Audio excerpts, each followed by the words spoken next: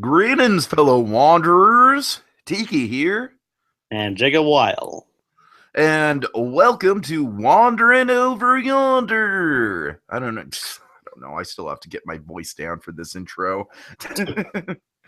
All right, how you doing, Jacob? We're talking about the good deed tonight. This is your first episode of the Wandering Over Yonder vlogs. What we do, Jacob is out of the two of us, he is definitely the expert on Wander Over Yonder. He is the one who's seen the whole series. I'm kind of coming into the show blind. I know nothing about it. I know nothing about where it goes.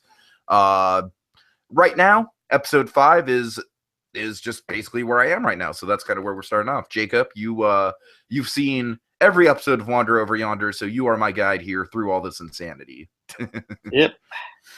All right, so the good deed. This is definitely out of the 5 I've seen so far. This is the best. Alrighty then. Would you agree with that? I mean, I love this episode. I mean, I really like the egg as well, but this episode floored me. Like, this episode reminded me of like the best of Animaniacs, and I say that like that is like high praise, sir. That is high praise. Of these 5, I'd say this is probably the best one. Okay. Yeah, what I love about this episode, it's at least the funniest. oh yeah. What I love about the episodes though is that it's epic.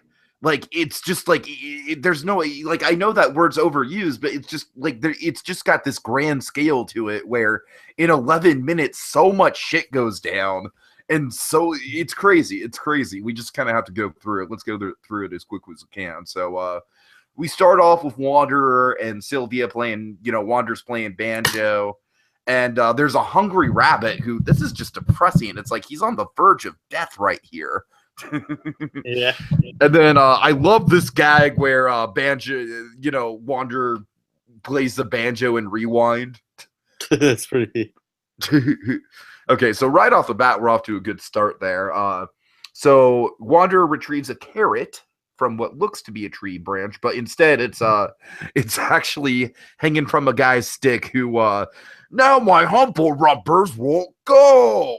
The carrot made them go. Oh god. Turns out Wanderer stole. Again, just like humble rumpers, like all these weird creatures. It's very Seussian to me. It's very Seussian. Yeah, kinda. Okay, so Wander, he's gonna oh god. So he's gonna go buy a carrot at the store, but then the guy's like, no, I need to get to my wedding. Oh no. This episode makes me laugh talking about it because I just know. And then the Fumble Rumpers or whatever they're called say, you're gonna buy carrots at the store? What are we hanging this guy around for? Oh god, just this episode, it's just like everything has a payoff to it. It just ties together so well. Everything just goes wrong. So all right, so Wanderer's playing the Race Against the Clock action music on his banjo as they get the guy to the wedding, and then only to have the guy show up and break the wedding up. All he has to do is say to the bride, I love you. And the bride just throws the flowers like, get lost, the wedding's over. And they just go off into the distance. And that's just great. That's just great. Yeah. Okay, so then Wander, he's apologizing like, oh, I'm sorry I ruined your wedding. Oh, that's okay. She wasn't my true love. I was only going to marry her because our two families were feuding. Now we can go back to feuding. And here we go, Jacob. For my money, out of the 5 episodes we've seen, this is the centerpiece of all of them. I love this court scene. I was in love with this court scene. It's zany, it's bizarre, it's surreal, it's completely nonsensical, and yet I love it. Yeah, that's pretty much how that goes. Unfortunately, we don't see a lot of multiple Wanderers acting up a scene like that. That's fine. I can take it as a one-time gag. I actually kind of think it works better as a one-time gag, just because it's so out of nowhere. It's just like obviously, like, you see. I think what we see, like him playing all the roles, is just in his own head, because at the end of it, we see his one hand shaking his other hand, where he's doing the handshake. But it's so great. Even Sylvia admits that didn't make any sense. That's the best part of the whole thing. That is absolutely what makes the gag work. He's like, Sylvia's just like, well, that made no sense whatsoever. but it solved the issue. Oh god. Okay. But then oh, I love this. I love this freaking episode. So then celebratory fireworks go off. No.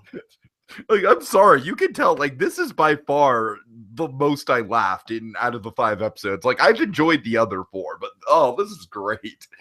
So fireworks go off, which causes a raging fire for what is it? Is it like just a group? Is it another planet or No, that's the same planet. It's a okay, we're about to go into different planets now. Things are gonna get really off the rails really quickly, but yeah, but like, and it floods a village of birds, which actually sprouts flowers on them. But and they're like these awesome, like, yeah, they're these like revived spring creatures.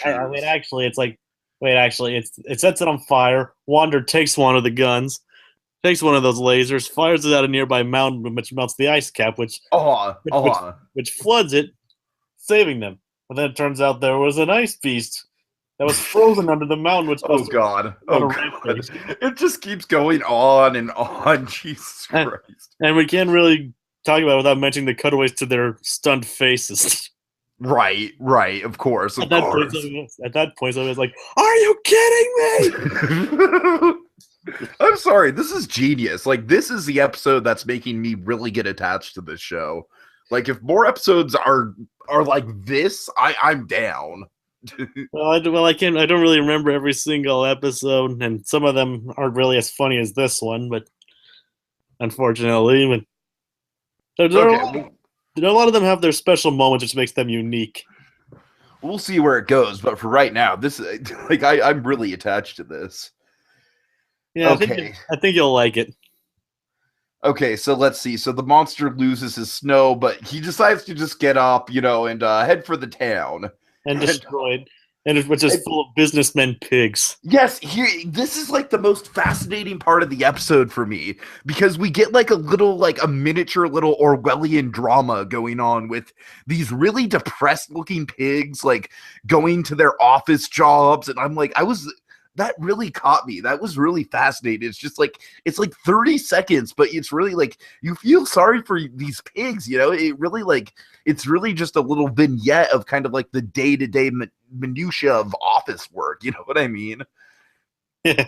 I don't know. It's just something about that just really struck a chord with me. I'm like, oh man, like this show is suddenly like trying to say something really deep about labor. Holy shit. Kind of in a way, I guess. That's how I took it. Like I said, to me, it very much called to mind Animal Farm, like George Orwell's Animal Farm. It's kind of the beauty of this show. I mean, like, it can be interpreted however you like. I guess, but I love just that is like, it's not the funniest part of the episode, but to me, it's like the most thought provoking. Well, not everything. I guess that's the beauty of it. Not everything is like that, but certain parts of episodes can be interpreted in any way you like. Sure. Okay, so let's see. They round all the pigs up into their bubble. They're horrible bubbles. Yeah. And then they send him to a mud world. Oh god. Yeah, they turned out to be much better for him. Mm-hmm. But then, so this is where it gets off the rails. So explain to me what's happening here. Well, I believe after that, they realize that. We get the gag with Hater. Well, what happens is they celebrate and they realize that everything's gone well.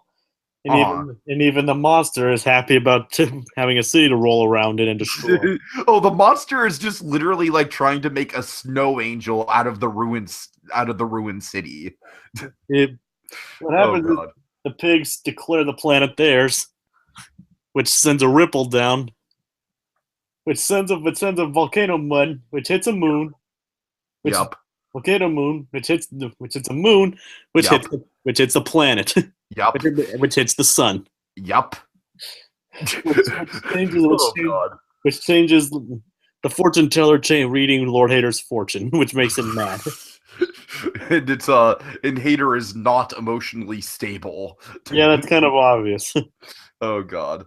He really Nothing about a girlfriend, like even a date, holding hands, anything. Just like, Oh, ah! you see, honestly, tiny little moments like that, I have a twinge of sympathy for Hater. Honestly, like when he's just asking, like, well, what about holding hands? Come on. Like, is there anything I don't know. I feel really bad about him. Like, like with a name like Hater, it's like you can't really win with that sort of stuff. No, not really. All right. So we're almost to the end here. Hater sends out a rocket to blow up the sun, right? Is that what's going on here? Yep. Hey, thank you, because this show gets so outlandish. I'm like, this is what's happening, right? Like, holy shit. Wander's like, I don't know how, but I think somehow this is our fault. Yep. Okay, so this is the moment that I was kind of talking about with Sylvia's development here, where they see the rocket going towards the sun, and Sylvia, she's kind of like, well, Wander, we should do something about that. And Wander's just like, well, no, I don't want to do that because look at everything else that's gone wrong today. And I think this is a great character moment for Sylvia here, where she's the one that's trying to convince Wander to do this other good deed, because she's just like, I don't know, she has a line that's really profound, but I unfortunately didn't write it down. It's something about it's like, if a good deed causes the end of the universe, I believe this is what you're talking about.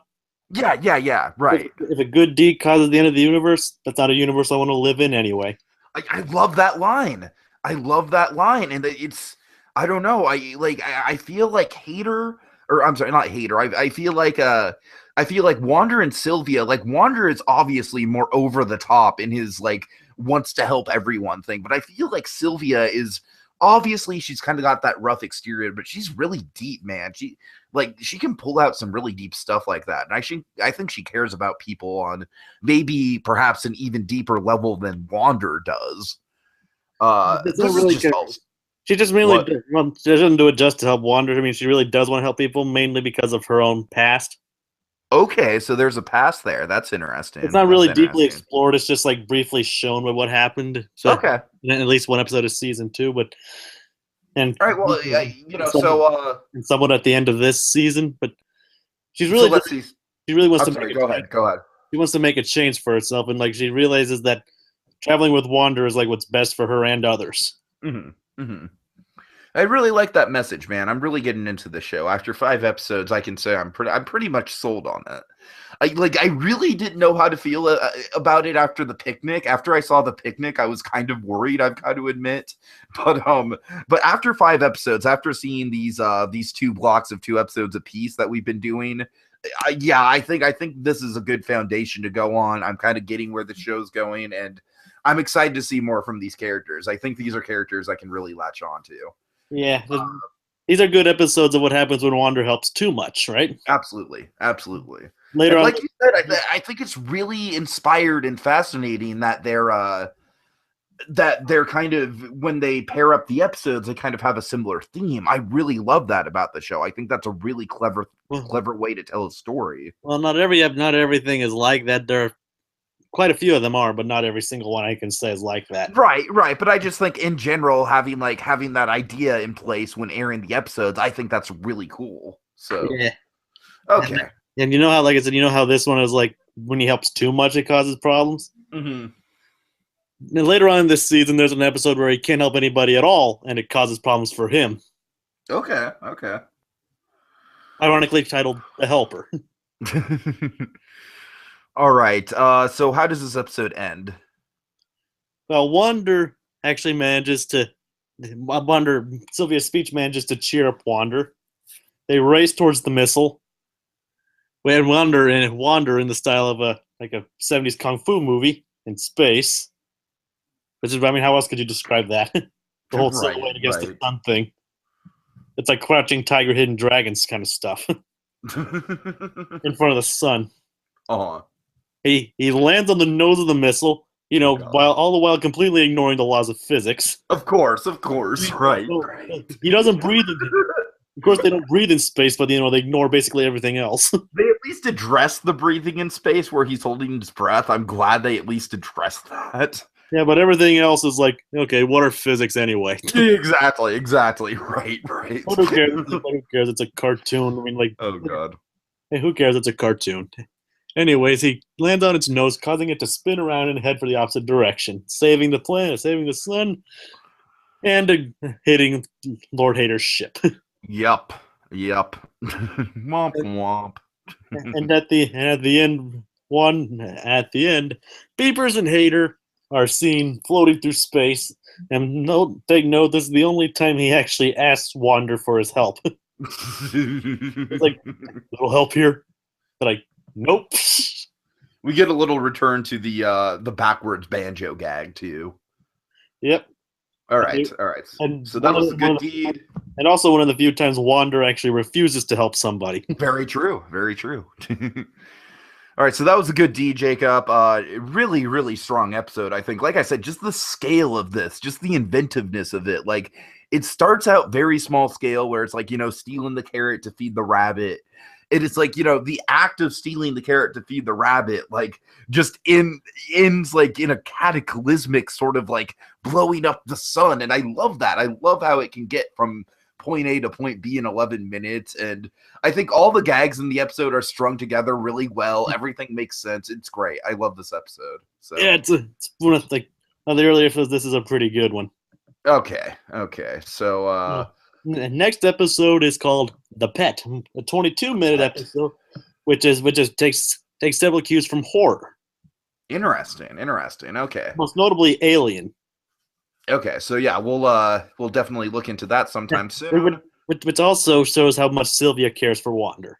Cool. All right, so we'll look into that sometime soon. And in the meantime, later, haters. Keep on wandering. My humple rumpers won't go. They only go if they have a carrot.